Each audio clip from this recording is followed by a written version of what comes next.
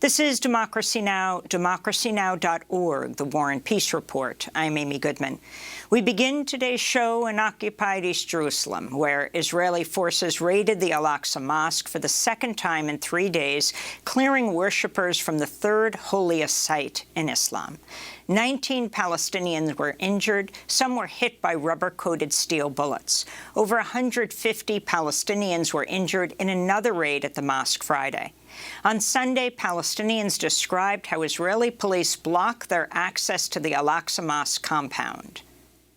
We were forced out of the Al-Aqsa Mosque after the dawn prayer. Then Jewish settlers started to enter.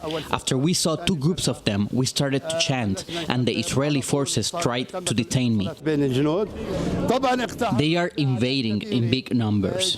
During this holiday, it is known every year that they, the Jewish visitors, invade the Al-Aqsa Mosque. I am calling on everyone who can reach Al-Aqsa gates to come and support us. To protest Israel's violent crackdown, the United Arabless political party has suspended its participation in Israel's coalition government led by Prime Minister Naftali Bennett, who lost his majority last week.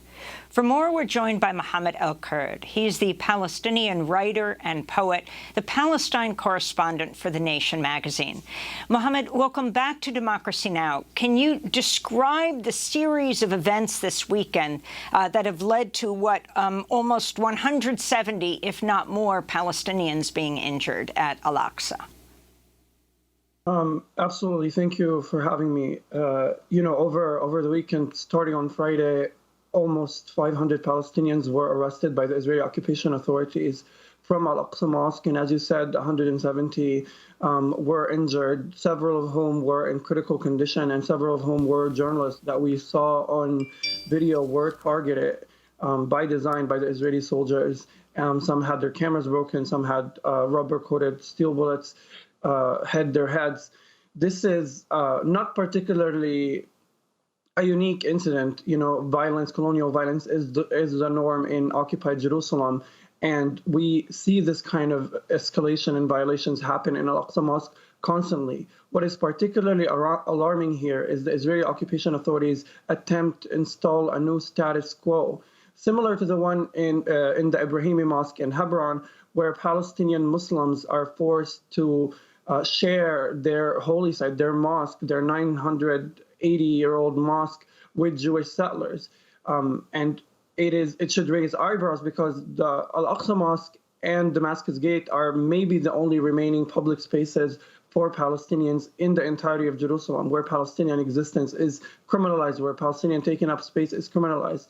Al-Aqsa Mosque is, yes, the third holiest site in Islam, but it's not only that. It is a social site, it's a political site, it's a site where I, as a teenager, used to go and study for my tests.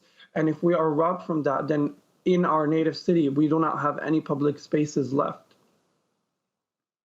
Can you talk about what led up to what took place this weekend? Well, there's a bunch of Jewish groups, some of whom have fantasies of demolishing Al-Aqsa and installing a temple on top of it.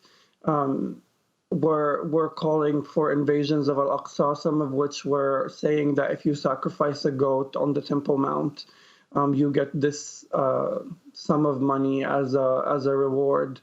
And we understand that the Israeli authorities are in partnership, are in collusion with the Israeli settlers, and so they have made the situation easy for them. But in no way is this a new thing, or this is in fact a routine, and this is something we see all the time. And I believe that since it's becoming a lot more visible, it is an opportunity for journalists, particularly Western media, to be able to describe this objectively, because we have been seeing for the past weekend, we have been seeing a lot of describing this as clashes, as if there is no imbalance of power here, as if there is no nuclear state using its rubber-coated bullets and tear gas against worshippers at a mosque.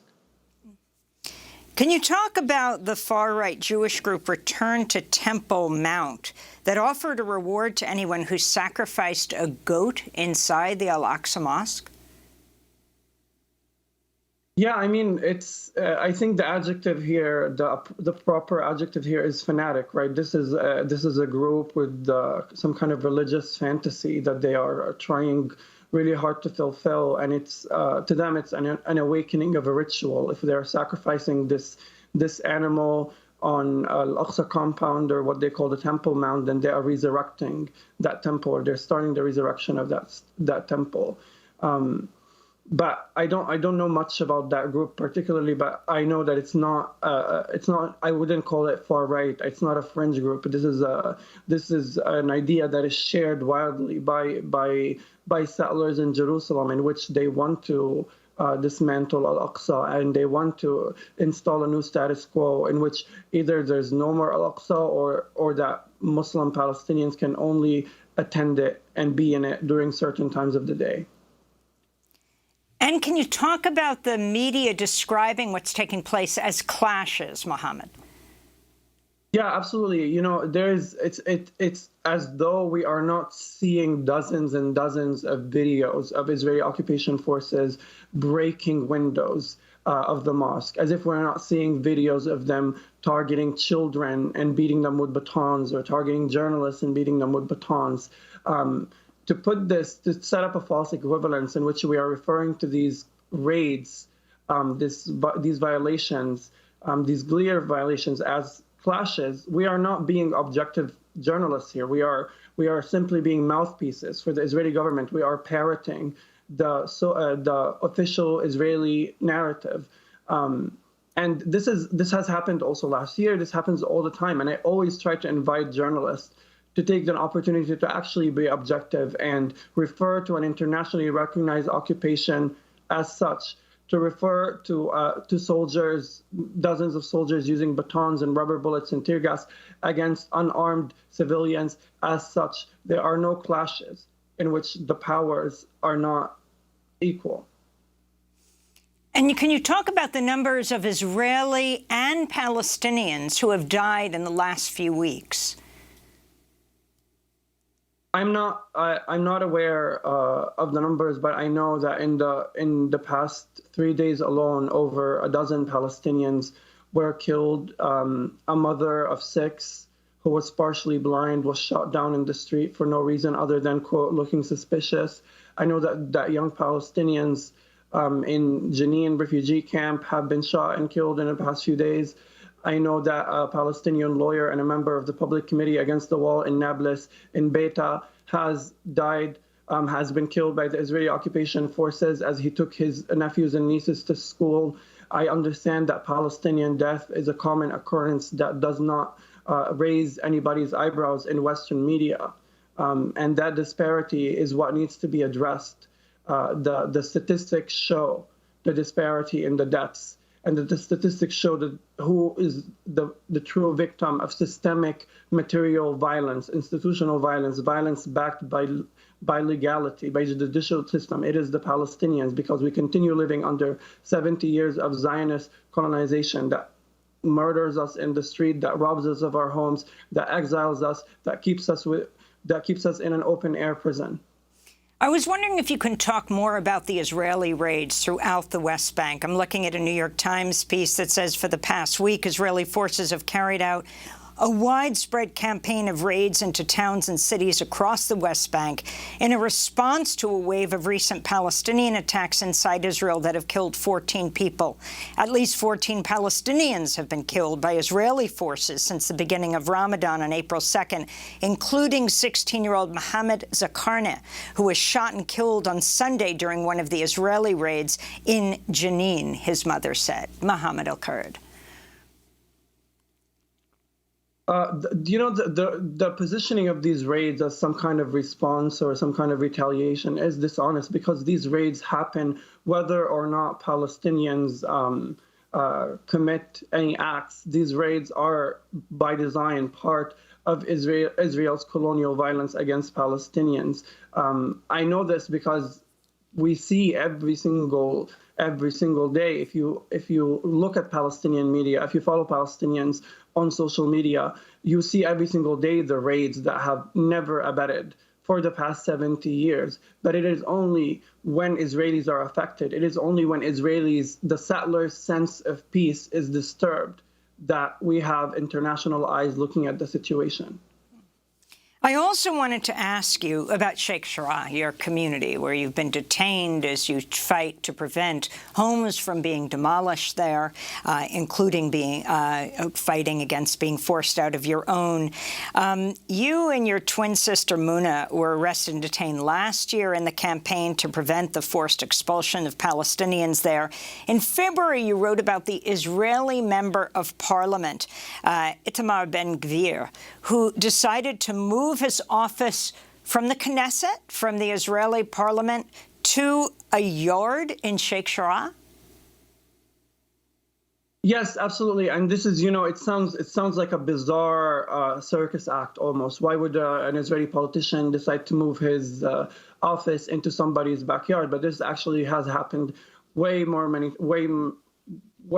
so many times, more than I can count. In fact, with many other politicians who have set up makeshift offices on our streets for purely political gain, right? It's a performance. It's a spectacle in which they are hoping to attain some kind of political popularity. And this is happening. Itamar Ben-Gvir, the same politician, has now decided to move his quote-unquote office from our neighbor's backyard in Sheikh Jarrah to Damascus Gate, where Palestinians are being brutalized and assaulted by the occupation forces for simply taking up a space that has historically been a public space for Palestinians. I also want to just note that all of this is also happening in response to community organizing, be it in Sheikh Jarrah or in Silwan or in Damascus Gate or in Al-Aqsa Mosque. In fact, on Saturday and Friday, we have seen Israeli forces attack and assault Palestinians with batons and tear gas. We have seen people with bruised eyes because of the rubber bullets. We have seen all of that. But what we didn't see much of is, in fact, the 500 Palestinians that were arrested, Palestinian drivers of Israeli public transportation were summoned to transfer them to detention centers. And many of these Palestinian drivers actually walked away from their buses, declined to do so, fearing not any consequences. We did not see also that there were hundreds of Palestinians waiting outside of the jail cells, waiting outside of the jailhouses, and bailing out random Palestinian strangers and taking them back home, sometimes hours away from Jerusalem. This kind of community organizing, this kind of mutual aid is also empowering. And we haven't been seeing much of it in American media. Finally, I wanted to ask about the journalists that have been attacked covering Al-Aqsa. In Ukraine, we're hearing about one journalist after another being injured, being killed. And the whole discussion by the Ukrainian President Zelensky, deeply concerned by what he talks about the occupied territories. And I was wondering if you could make some comparisons. I'm using the journalists as an example, but the Journalist Support Committee documented Israeli attacks on photojournalist Rami Al-Khatib, the journalist Nisreen Salem, and a third unnamed female photojournalist by Jewish soldiers at Al-Aqsa. Can you describe what happened and talk about the comparison as we wrap up, Mohammed? The attacks on journalists are as routine as it gets. This is a part of the Israeli colonial establishment to attack journalists, to let people know that if you attempt to not only resist, but if you merely attempt to document our violations, our crimes, then you are going to be punished. This is also echoed outside of the physical realm, outside of just physical attacks on journalists. But we are seeing sanctions on Palestinian journalists in many Western countries and baseless accusations of bigotry. This is the same kind of attacks we are seeing with censoring Palestinian voices on social media and elsewhere. I'm not particularly interested in making comparisons. I think everybody, anybody with any critical thinking skills is able to look at the bitter contrast in which how Ukrainian resistance has been met, whereas how Palestinian resistance has been vilified. I think anybody is able to look at how rapidly the world responded to the Russian occupation versus the 70 years of ongoing Zionist colonization that no one has batted an eye to, almost.